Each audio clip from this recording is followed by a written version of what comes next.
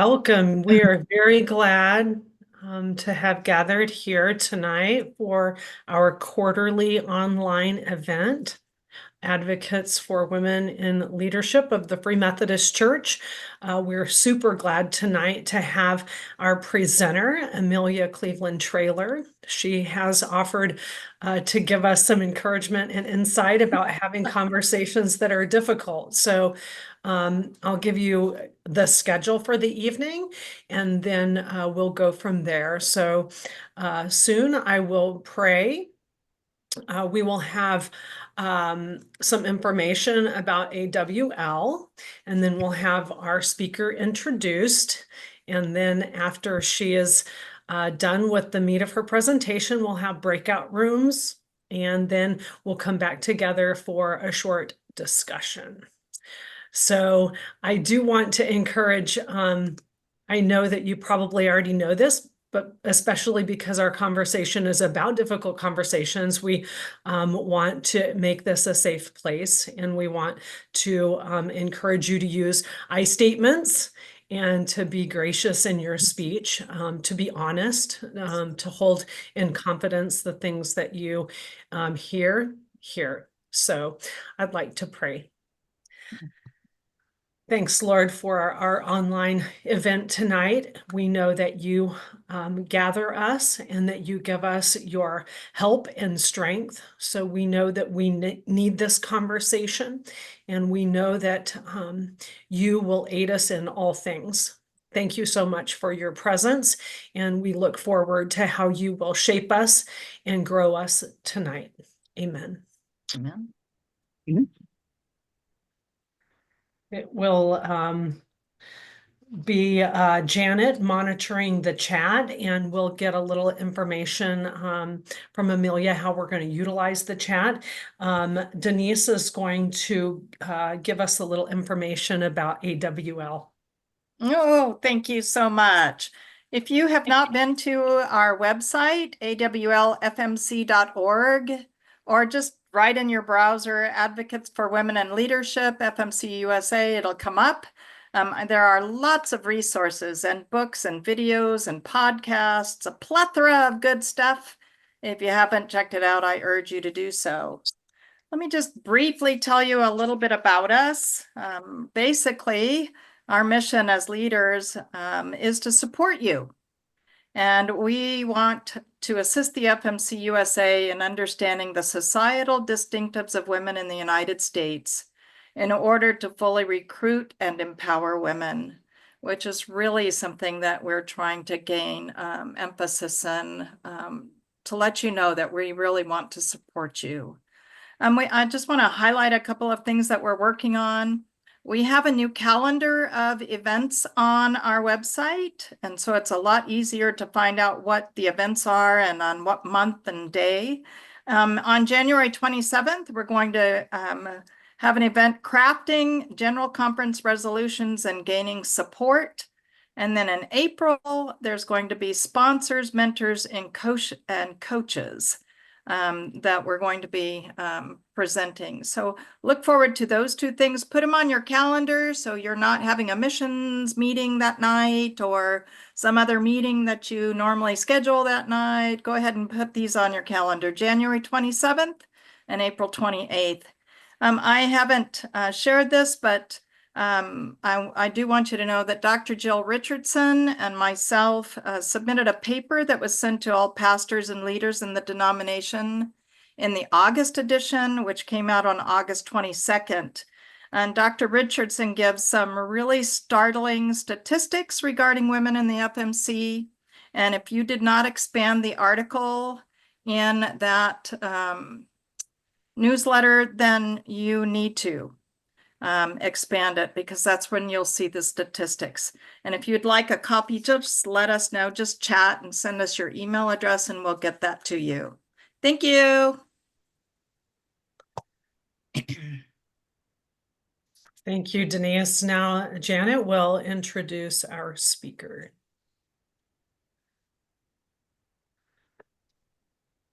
Hello. Well, we are just so thrilled and honored to have our speaker tonight, who has contributed in so many ways to the Free Methodist organization, serving on our National Board of Administration, as well as an assistant superintendent in the River Conference.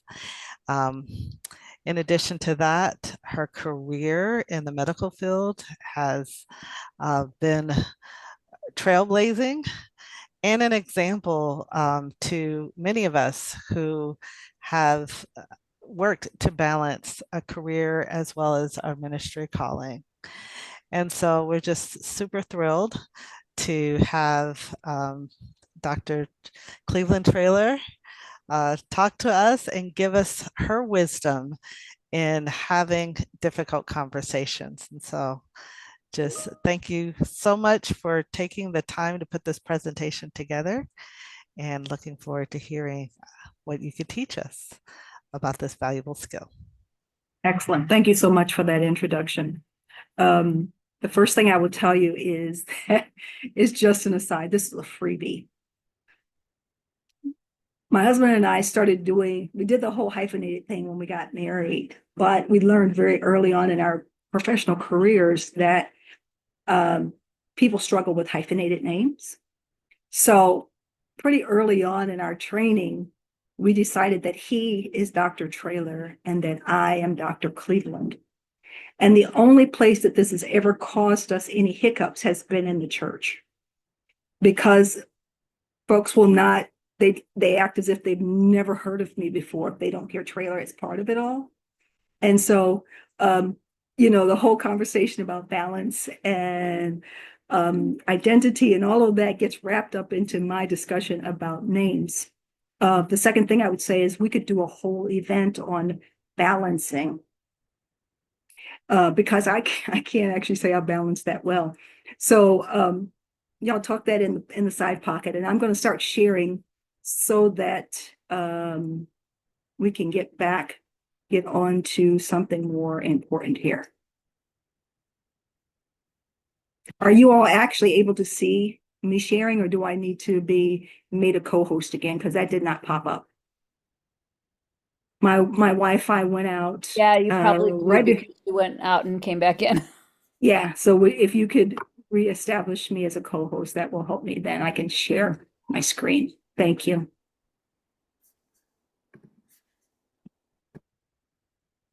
Are we there yet? We should be good. All Yes. right, let's see if I can make it all happen now. Excellent.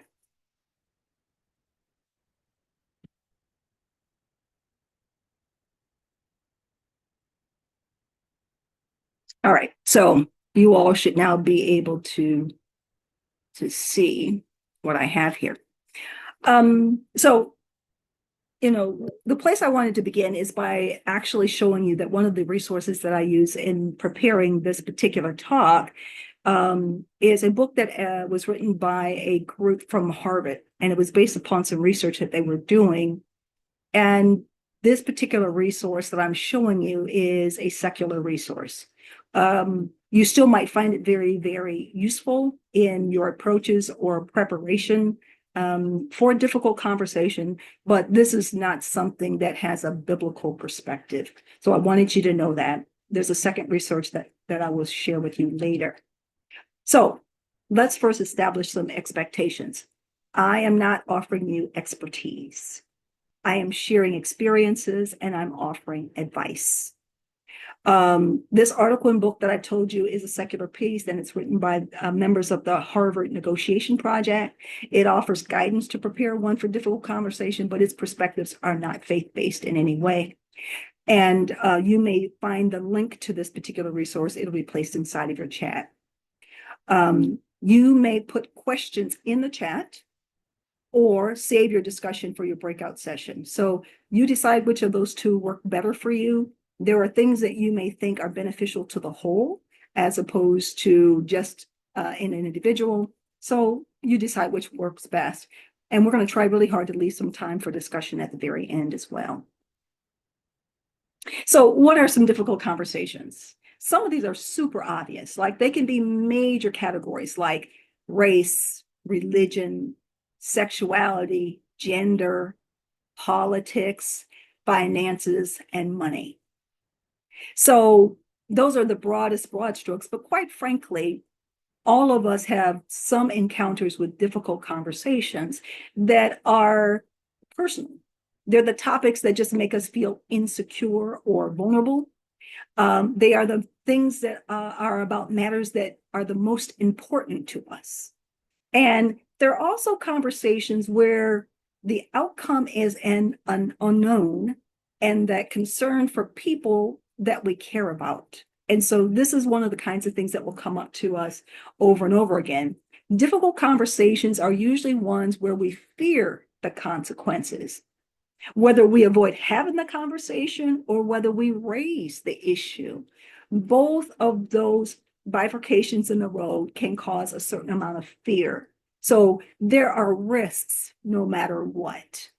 Risks if you proceed with the conversation and risks if you don't.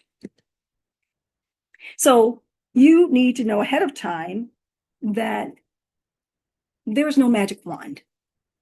The problems at the heart of difficult conversations run deeper than tact, diplomacy, or positivity, right? I mean, there is a lot of self-help things that are out there that might say that if you say something difficult in just the right way, it's going to be experienced well. That's not necessarily true. And if you do your very best to be completely politically correct in everything that you say, you still may not get a good outcome. And we, of course, all know that there's much more to life than simply being positive about everything. Joel Osteen smiles through everything, but that doesn't mean all things are happy, right? So there you go. One of the quotes in the book is this: delivering a difficult message is like throwing a hand grenade. Now, what I like about this particular statement is that the author says there's no great way to throw a hand grenade into a room. The expectation is that once it makes it to its destination and the timer goes off, that is going to cause an explosion. Now, what you could do, of course, is throw the grenade distant or close, or perhaps not aim it at somebody, but nonetheless, there's always a chance for there to be a fallout as a result of throwing a hand grenade. The first big picture change to make is how we think of difficult conversations. And I think this is really key because right now, particularly in the political environment that we witness during a presidential election year, many things become very, very binary. And that is, you either agree with me and my perspective, or you're Satan. There's nothing in the middle. You know, you're either with me or you're against me. And we tend to forget that we share more things than we disagree about. We're more alike than we are different. But despite that knowledge, if you can't handle the conversation or a part of the conversation, then our current tendency is to throw the baby and the bathwater all out at the same time. So, you know, I put in here, don't think of these conversations as duels where the combatants walk to their respective ends of the road with pistols in the holsters. You turn around and then they shoot at one another until one of them dies. There's always somebody who dies in that type of duel. And that's really not what we're trying to accomplish. It's better to approach the difficult conversation as a learning conversation. Improvement and change are not easy, and they require the ability to have difficult conversations. The other thing I would say is let's try to avoid artificial harmony. Now, I was introduced to this particular term when reading a book written by the Arbinger Institute called Leadership and Self-Deception. The better we become at having difficult conversations, the better we become. In other words, we are really, really good in church, especially, of everybody getting into a room and playing nice. We avoid all the things that might create discomfort. We avoid all the things that might create disagreement. We listen passively to a message. We may have strong opinions about what we've heard, but rather than wrestle with the way somebody really offended us in our board meeting, we either have a secondary conversation after the board meeting or we'll just leave angry. That is all artificial harmony, where we're not really dealing with the things that are most important to deal with. And these are the same kind of things that plague businesses as well. Until the members of the leadership and the group, the team, have the ability to sometimes call one another out for things intended or unintended or right or wrong or what have you, but have difficult conversations about what's going to be the thing that helps the business the best, they get stuck. So if you can do this, learn how to have difficult conversations, it'll be easier to approach any conversation, not just the difficult ones. You will worry less about what others may say or how they will respond. You will be more self-confident, and your relationships will actually improve because they'll be filled with greater integrity and honesty. What is it that you hope to accomplish with this difficult conversation? Sometimes it's just somebody needs to listen to me. Someone needs to hear what I'm thinking right now. Okay. Sometimes things need to change. We're not okay where we are right now. Next is, I want an explanation. Help me understand what's going on right here. Another one might be, so what's next? Where do I go from here? All of these might be your objectives in having a difficult conversation, but you should have some idea of what you hope to accomplish when you start. So here's some of the roots of the difficulties. The problem can be that there are 3 conversations happening in one. And here are some of the main elements that often will come up. The what happened conversation. This is when there may be disagreement about what happened. And there can be disagreement about what happened, even if you and the person with whom you are talking were in the same place at the same time, supposedly witnessing the same event. The problem with the what happened conversation is that it falls back into a binary thing where you're still asking the question, who is right and who is wrong? And of course, most of the time we go into those conversations thinking to ourselves, I'm right and you're wrong, without considering the possibility that either of you could be partially right or either of you could be wrong. Perhaps both of you are wrong, or perhaps both of you are kind of right. The second root of the problem is the feelings conversation. Am I wrong for feeling or acknowledging what I am feeling right now? How do others feel? That's slightly different than the what happened conversation. But what emotions are being evoked by what I'm experiencing? And then the final question that might be in this one is the identity one. Because this has happened, how am I to think of myself now? Am I the wrong person? Have I not done enough? Did I make too many mistakes? Am I insufficient for this job? What do others think of me? What do I think of myself?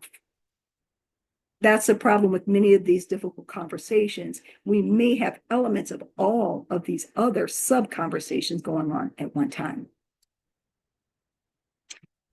Here's something else to consider of the root of the difficulty. The stories we tell ourselves are built in systematic, if unconscious ways. They're not random or without cause. So many of us are not thinking about the fact that there are multiple factors that influence how we interpret information. These include our past experiences, and the other is the rules we've learned about how things should or shouldn't be done. So, in other words, there's a ton of information that's coming at us all at once.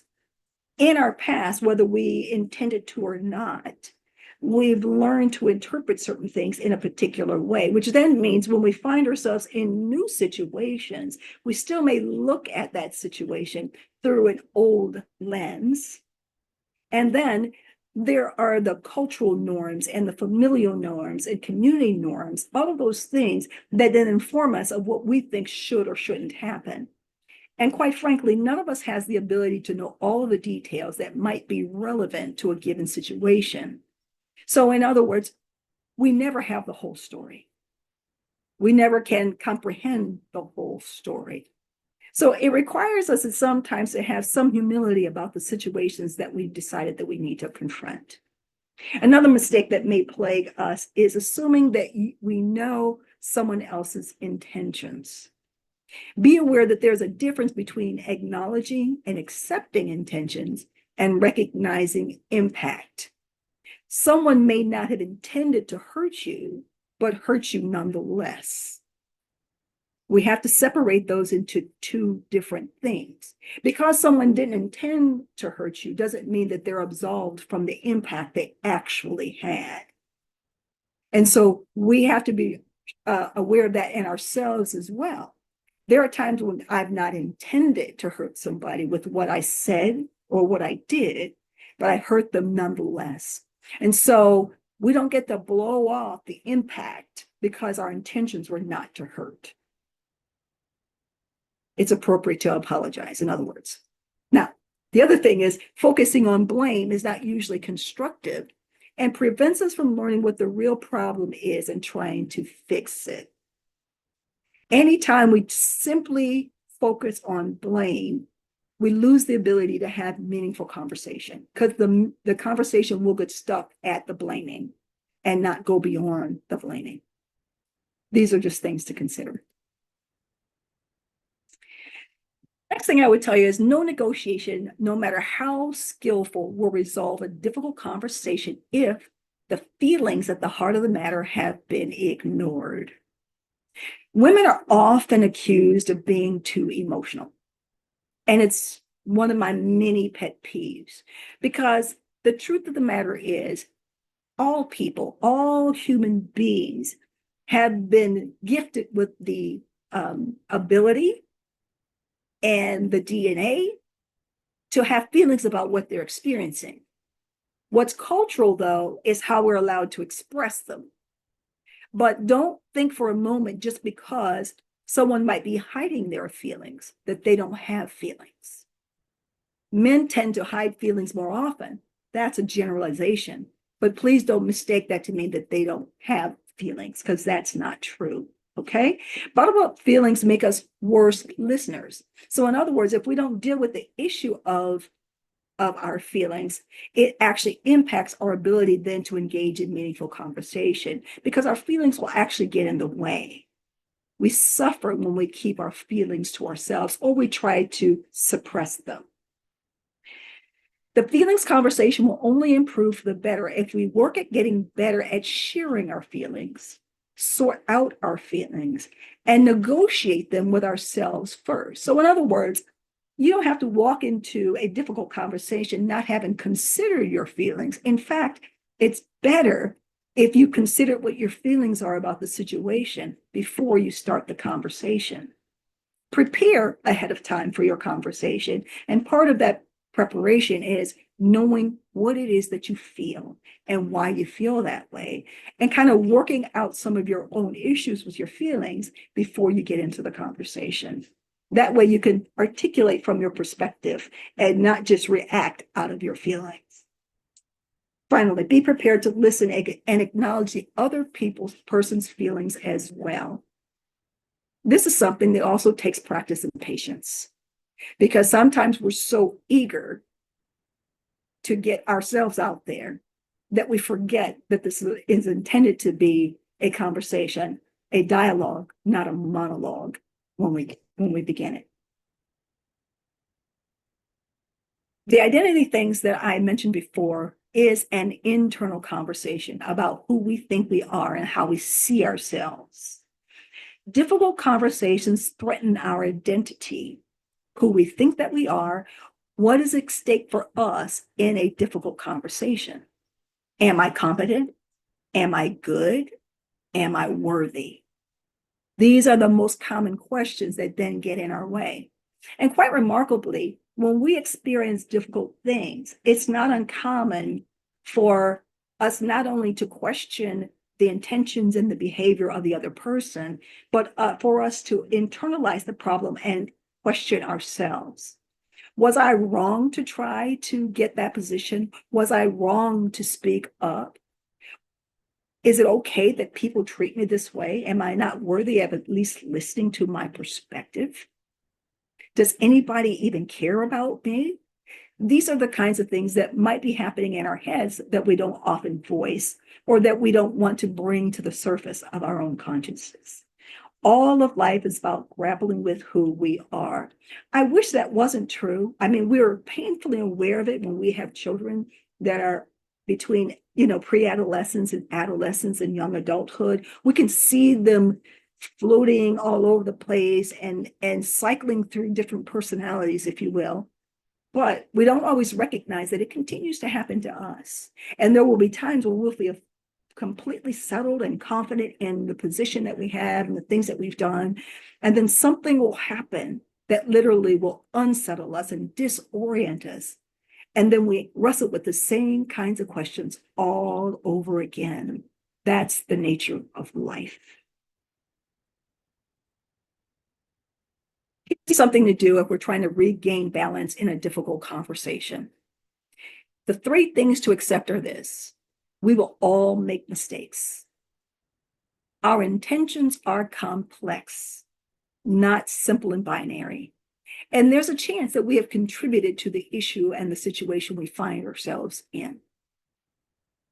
That's being self-aware and becoming more emotionally intelligent. Regain balance by letting go of control of other people's reactions. We cannot control other people's reactions.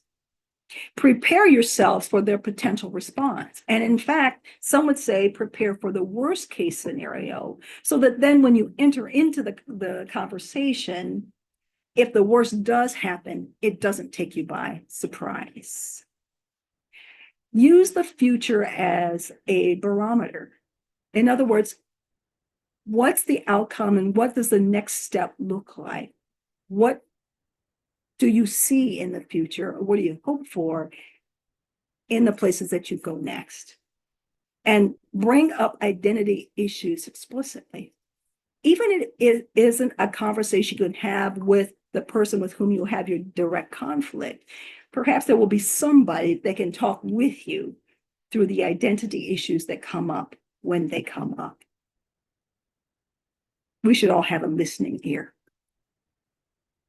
And then once in a while, it might be best to just let it go.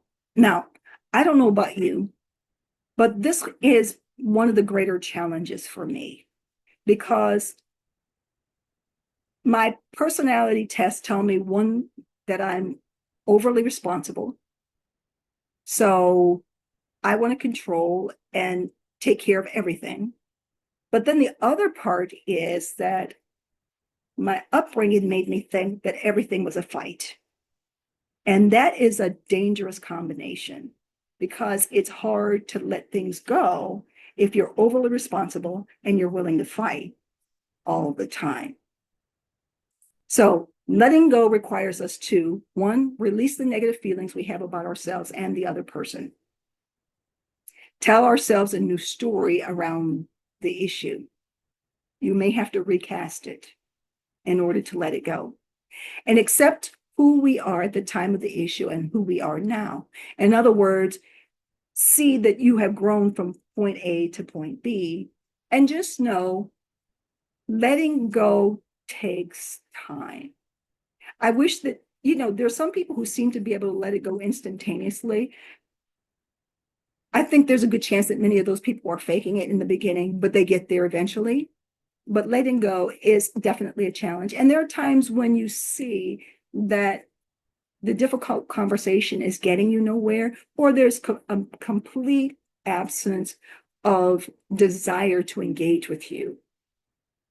Nothing's changing. Those might be the times to let it go. You don't have responsibility to make things better. Your only responsibility is to do your best. The other person has their own limitations. A single conflict does not define who you are. And letting go doesn't mean you don't care, but sometimes the best way you can care for yourself is to move on. Hopefully we get an idea of when those times are there. So I wanted to give you this small summary, really, of a few difficult conversations that I have had. And don't get me wrong, this is far from an exhaustive list, but I thought it would be kind of fun because these are very different types of problems in different spheres of my life. So the first one there is about a professional nanny that Mike and I hired, who was using 1 to 2 rolls of Scott bathroom tissue each week while taking care of our 1-year-old son. And we just couldn't figure out what was going on with her, that she would go through that much toilet paper. Well, the awkward conversation had to do with, are you okay? Are you sick? I've noticed that, the Scott tissue is like going away really, really fast. And so then she could share with us that, she was a bigger girl and Matthew had a lot of energy as a 1-year-old, and his running around was really causing her to sweat profusely. And so she was using Scott bathroom tissue to wipe sweat off of herself, off of her body, off her face, and whatever. And so we were like, hey, why don't we provide you with towels and full access of that restroom, and then that way you can take care of your toiletries some other way than Scott bathroom tissue. That one turned out to be a real easy one. But the tougher one was a different nanny that we became suspicious of her activity when we got a notification from the phone provider that they were thinking of cutting our line off for not paying our bill. Well, that investigation led us to realize that there were a bunch of collect calls that were racking up hundreds of dollars on our phone. And it turns out that she had a family member who was in prison. And each time he would call her at our house, she would say yes to the question about, taking a collect call. And then she was hiding the bills because she didn't want us to see how much money that was costing. That's what happens when you had landlines once upon a time. Because of her duplicitous behavior, we had to let her go. Next one. I had a young adult patient that was seeing me in my OBGYN practice who was coming to see me almost monthly for STI screening. And after she'd seen me 3 or 4 times, I said, I'm sorry. I know that you think of me probably as a service provider, but I have to know why it is you need this kind of testing so frequently. And then she went on to tell me about her relationship with her boyfriend that she was fairly confident was having other relationships. And that then led to more awkward conversations about, does it make sense to stay in a relationship with a person like that? Not usually my professional business, but hey, it is my professional business because I'm trying to render you quality healthcare and guidance. But here's one that's closer to home. There's one point not that long ago that my adult daughter told me that I was not listening to her well, and she was getting frustrated with that. And I'd imagine that this all began because I was probably telling her what to do instead of listening to her story and asking her what she wanted me to do when she would tell me certain things.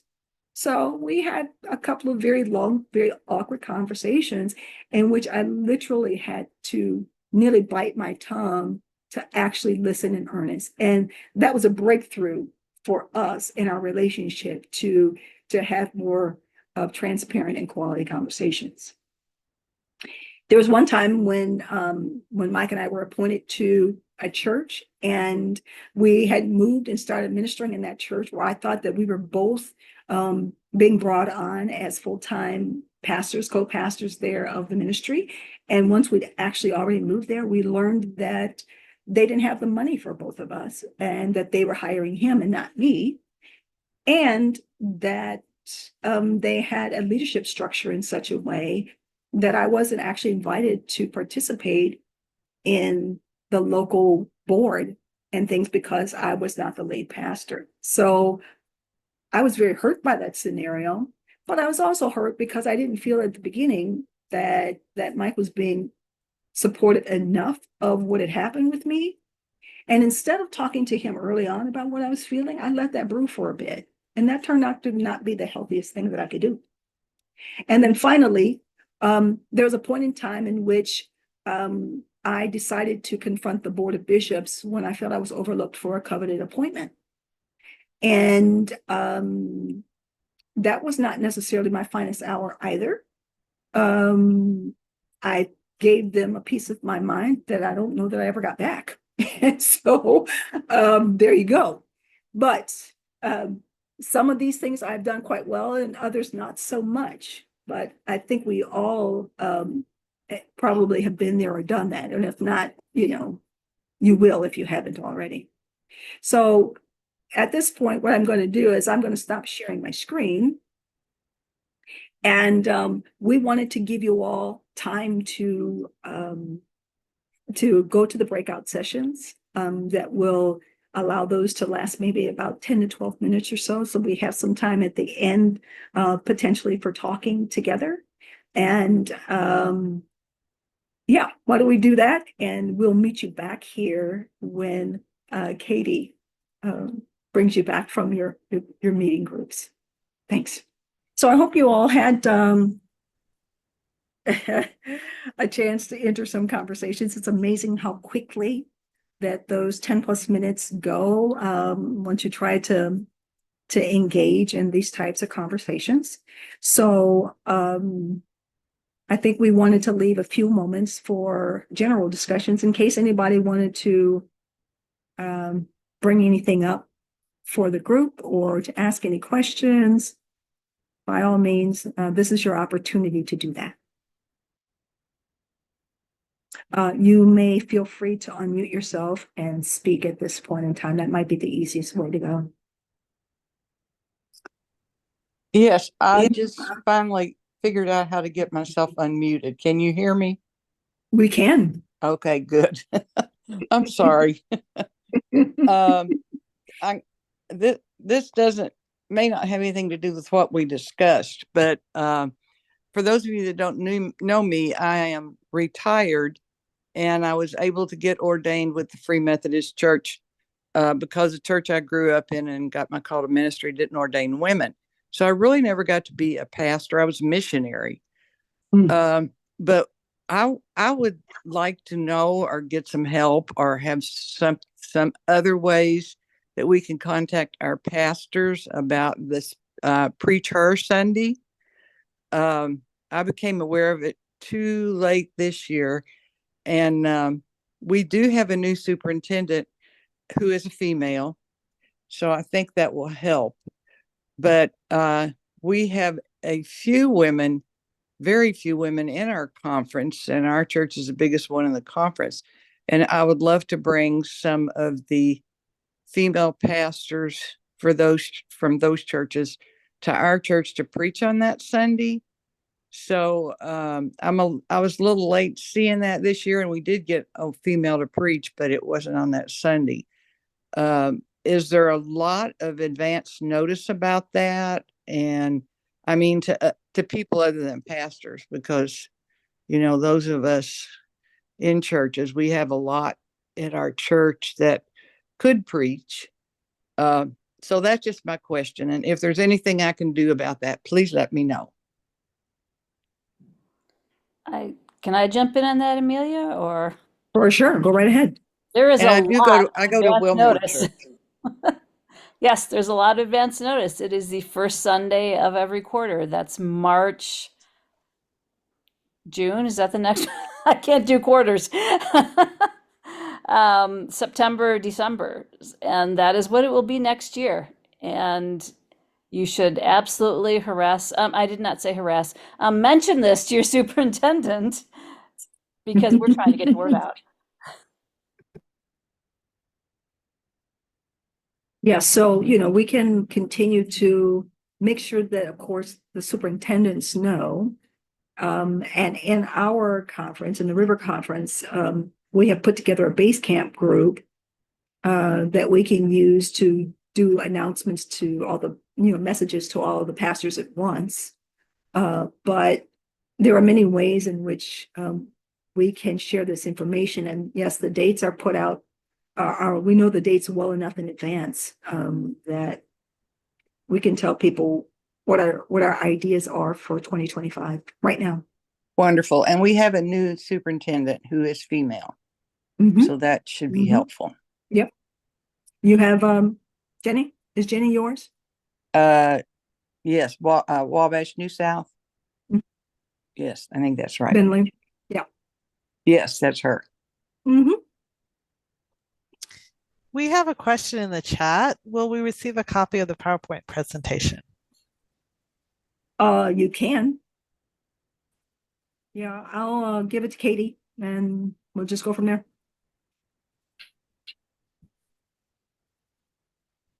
No problem.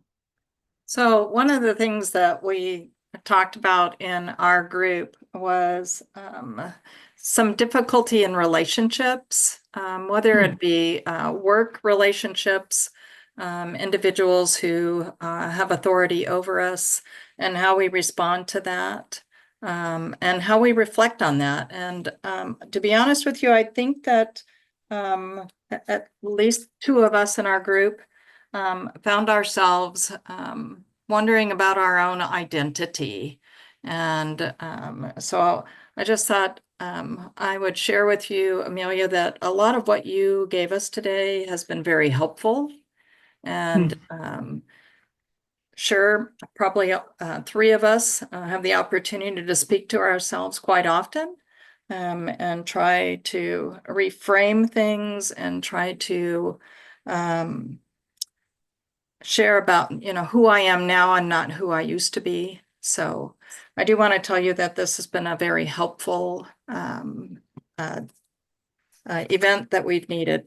And it's always good to hear from other women within the same type of situations. So thanks. Sure thing. I mean, I think we each go through different iterations of ourselves, like we grow. And sometimes those things are sparked by things that are happening in the general population or in church or work or wherever. And so, the person that I was at the time that I decided to give the Board of Bishops a piece of my mind was close enough to the 2020 events with George Floyd and with a whole bunch of stuff that was happening in the pandemic here. And at that point in time, I was angry enough that I was willing to burn the house down. At that point, I just didn't care. Somebody needed to hear these things and let the chips fall while they may. Well, that's not a really grace-filled attitude, but in that moment, I really didn't care. If you guys wanted to, take me down as a superintendent, whatever. I mean, I was like completely and thoroughly there. So, yeah, there's no better way of describing that than pissed off. And I know we don't swear in the Free Methodist Church, but that's really where I was. And so, moving forward in time, I recognize that there is times when it's appropriate to be really mad. There are times when it's appropriate to be mad and to express your anger. But there's also ways in which to engage in these different conversations that actually, like I said, allows them to be conversations. And so I might tweak the response, the way that I responded, even if the intent and the message I wanted to communicate was essentially the same. It wasn't so, right now I can say I might offer that message differently. It's not the what, it's the how I would change. And, that's just kind of where we are. And so there are ways in which we mature in these things that inflame us and that we experience. And, later on we can then see how it could be done differently. Yeah. Thank you all. I volunteered to do this particular presentation because I'm like, oh, I've got a story for them. We're so glad that you did share with us, and we are definitely out of time. We had we had some great conversations. So just in wrapping up, you can definitely find all the information about AWL on our website, which is awlfmc.org. You can find out about Preacher Sunday there as well. We're so glad you joined us. Our next online event is January 27th. It is a Monday evening. So we're so grateful that you joined us, and we're so good, so well blessed tonight for the information that was shared. So good evening, and we'll see you soon. Thank you. Thanks for coming, you all.